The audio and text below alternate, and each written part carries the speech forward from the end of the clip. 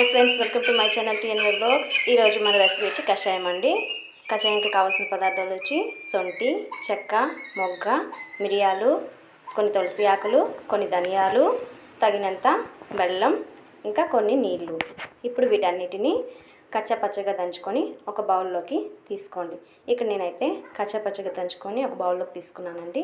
మీరు కావాలంటే మీరు మిక్సీకి వేసి కూడా పౌడర్లా చేసుకోవచ్చు. సో ఇప్పుడు స్టవ్ ఆన్ చేసి ఒక గిన్నెని పెట్టుకొని అందులోకి తగినన్ని వాటర్ని యాడ్ చేసుకోండి. ఇప్పుడు ఇందులోకి మనం ముందుగా దంచి పెట్టుకున్న ఈ పౌడర్ని వేసి ఒకసారి ఇలాగా కలిపేసేయండి. ఇది చాలా అంటే చాలా బెస్ట్ రెమెడీ అండి. కాఫ్ అండ్ కోల్డ్కి చాలా బాగా పనిచేస్తుంది. సో అందుకని మీకు చెప్తున్నాను, ఒకసారి మీరు ట్రై చేయండి. సో ఇప్పుడు ఇందులోకి మనం ముందుగా పక్కన పెట్టుకున్న తులసి ఆకుని కూడా ఇందులో యాడ్ చేసేసేయండి. యాడ్ చేసి ఒకసారి ఇలాగా కలిపేసి బాయిల్ అవ్వనివ్వండి.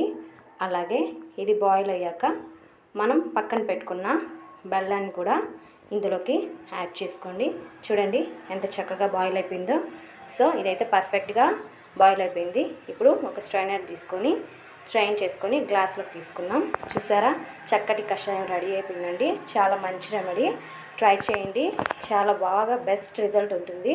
సో ఈ వీడియో నచ్చినట్లయితే లైక్ చేయండి, షేర్ చేయండి, అలాగే సబ్స్క్రైబ్ చేయండి. Thank you friends.